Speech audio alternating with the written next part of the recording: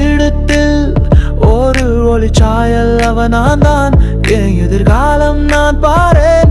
அவன் நிமிர்ந்தான், அவன் சொன்னான், நீ ஏன் நேரத்தை மாற்றணும், ஆனா விலை உண்டு.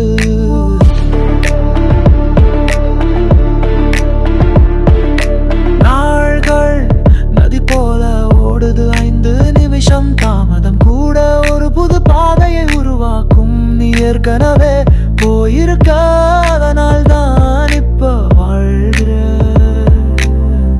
நான் கடந்த காலத்தை மாற்றினா என் குழந்தை வர மாட்டானா? ஆனா இந்த வாழ்க்கை எனக்கு பிடிச்சது. நான் மாற்ற முடியும்.